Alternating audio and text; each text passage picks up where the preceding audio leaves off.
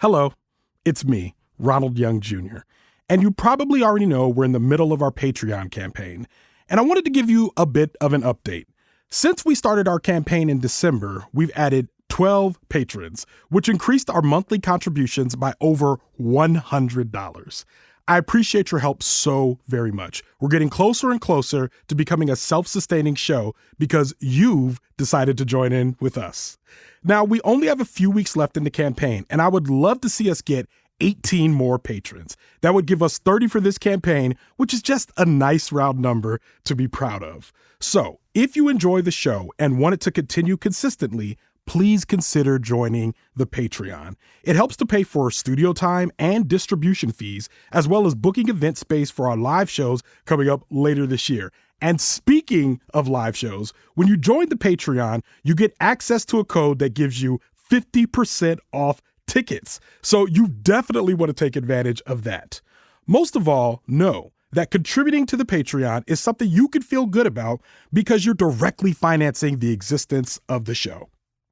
So if you're ready to help, go to the show notes and click the link or go to patreon.com/leavingthetheater right now. That's patreon.com/leavingthetheater, or again, go to the link in our show notes. Thank you to everyone who's joined already, and we look forward to adding new patrons. All right, let's start the show.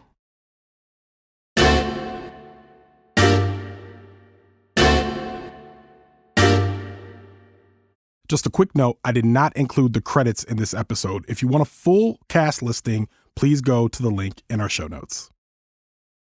In 2004, we were introduced to the social hierarchy of North Shore High School. It included the burnouts, the unfriendly black hotties, the coolest people you'll ever meet, and of course, the plastics, led by Queen Bee, Regina George. We learned phrases like fetch and you go, Glen Coco, and she doesn't even go here, as Katie Heron tried her best to fit in with her peers in her new environment. Well, 20 years and one Broadway musical adaptation later, Tina Fey brings us back to North Shore High School to see all of our favorite characters return to the silver screen, this time singing the majority of the plot of Mean Girls. I'm Ronald Young Jr., and I'm leaving the theater.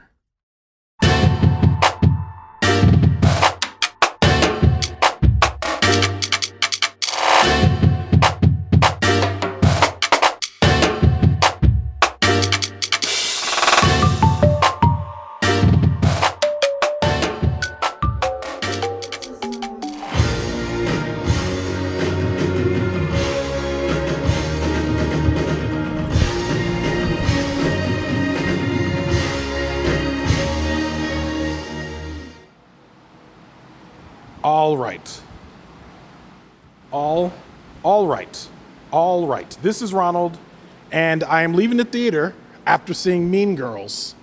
Mean Girls, the musical. I am not here alone. I am here with Jonquilyn Hill, AKA Mean Girls subject matter expert Jonquilyn Hill. All right, so this is a remake. This is an adaptation of the musical, and the musical was an adaptation of the movie from 2004. So it has been readapted from the movie to the Broadway musical to the movie musical that it is now. Does that make sense to you? Yes, and even before that, it was based on like kind of this psychology nonfiction book about girls growing up. I thought it was also based on Heathers. No, well, I think Heathers was inspiration, but there's this book called Queen Bees and Wannabes, which is this nonfiction book that a bunch of moms read who were like, why is my daughter crying every day? And someone went to Tina Fey and was like, hey, can you make this a funny movie? And she was like, okay.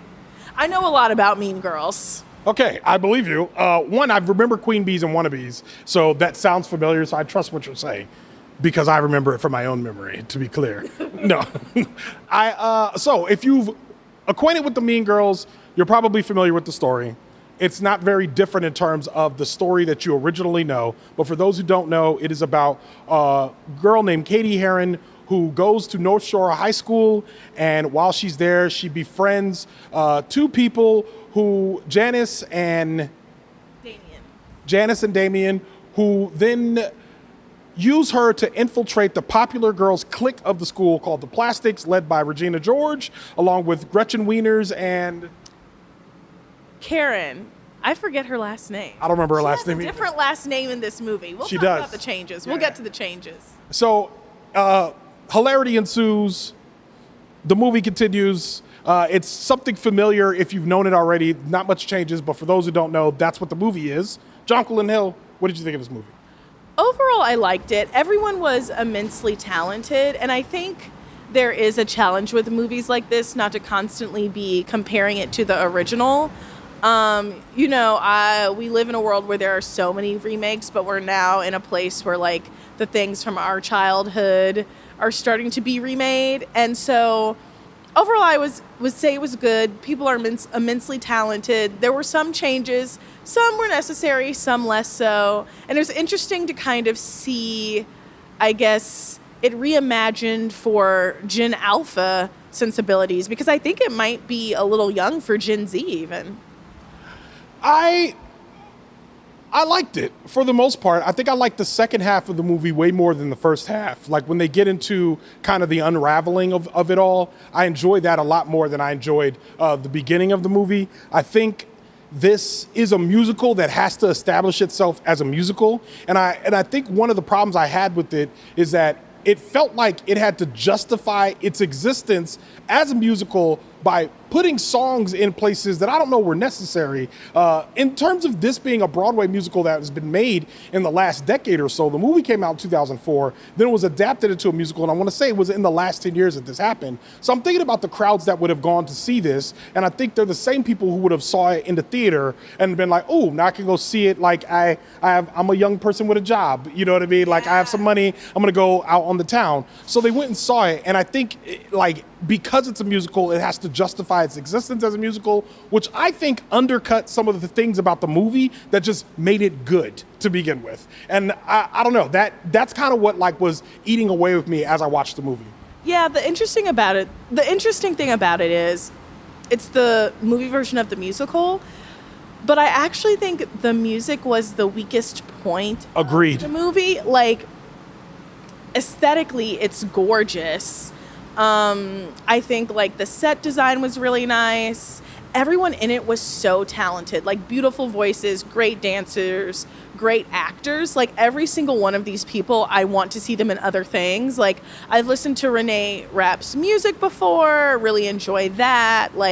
Every single person in it was a treasure. I didn't walk away humming any of the tunes. That's the thing. The music was entirely forgettable. I don't remember one lyric from this except "The limit does not exist." And the only reason why I remember that lyric is because it is an answer from the original movie, which of course I always remember. I think there were parts of this that I remember seeing the preview and immediately thinking, it felt weird for me to see this because I saw this movie at age 19 in 2004, and I remember every aspect of it. I bought it on DVD. I watched it a lot. I quote it with everybody else. I really enjoyed this movie. So seeing Tina Fey play the same role, seeing Tim Meadows play the same role, and then seeing other unfamiliar faces, for me was a little jarring. But again, when they get to the second half of the movie, I just feel like there's something that happens in terms of the emotion that for me made up for what I didn't feel in the lack of singing. I agree. I mean, the lack of lyrics or catchability of the lyrics. But I agree with you. Everybody's talented. I would watch them I would watch most of them in other things. I would watch most of them in other things. But I wasn't necessarily as impressed with Renee Rapp. I think in terms of the work she had to do, I almost felt like in some places she was playing second fiddle to Janice, who based on the way this movie played out, it felt like I felt a different dynamic. And the only other thing I'll say is that while I was sitting there, I remember I had a thought thinking, this is very true to the original, but also this was a movie written about high school in 2004 by a person who was out of high school for quite some time. Yeah. And she rewrote it in 2024 and it's still a high school music based in 2004. And I know they have cell phones and all that now, but I was sitting there watching and I was like, would Gen Alpha really be into this though? Yeah, okay. That is, because I don't have a lot of Gen Alpha in my life. I have a cousin and I'm like, okay, when she's in a couple years, I will probably sit her down for a double feature. So I was 13 when this movie came out. It was the summer before my freshman year of high school. So I feel like I was very much like in the audience for it, and seeing it 20 years later at 33 was really interesting. One, Katie's the main character, and there were times that I thought she was really outshone by Regina George, and you can even see a little bit of that in the marketing. I kind of get it because Regina is a fun character, but Lindsay Lohan was the selling point back when the movie originally came out back in 2004. Like, that was her like kind of big girl role. It was like, she's not Parent Trap anymore. She's not Disney anymore. Like, she's doing this sort of like teen sex comedy, and that was a big deal. Another thing that I thought was really interesting is it's an adaptation of Mean Girls, but there were moments that made it feel like a sequel to Mean Girls.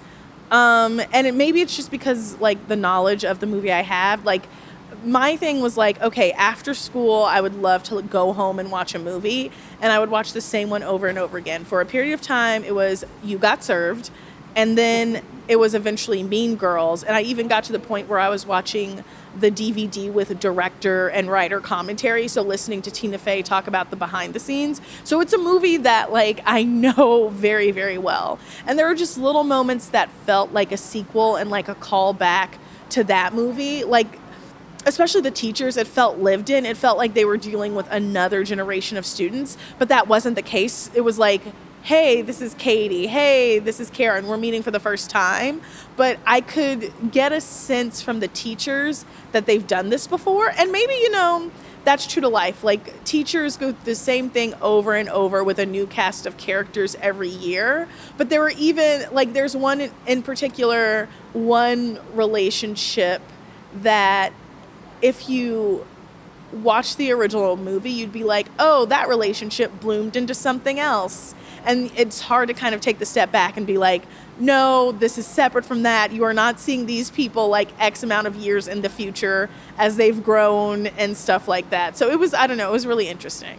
I think also the only thing that I think that this movie was missing was that I could have appreciated a few more cameos from the original cast. Yeah. Like, we got a couple of really good ones, which I really enjoyed. And some of them weren't cameos. They were just playing the same role. But, like, there was one in particular, and I think you know what I'm talking about, during the Mathletes competition that I was so excited. I was so happy to see this person, and it felt good having them in the movie. But I felt like maybe there could have been even more winking and nodding to the original.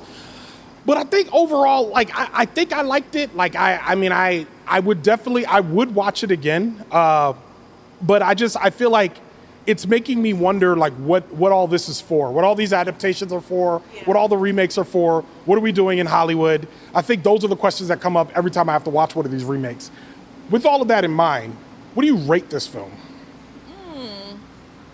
I would give it a solid 3. It could have been, we talked about this before. It was not a tight 90 minutes. Hour 52. And they trimmed it down quite a bit from the musical. 2 hours and a half. But there were times where I'm like, did we need this musical number? Like, ooh, how are we doing this storytelling? But overall, I would give it a solid 3. If you have a 13-year-old in your life, watch Mean Girls with them, the original, and then take them to see the movie, and then eat some ice cream and talk about which they like better. So it's interesting because until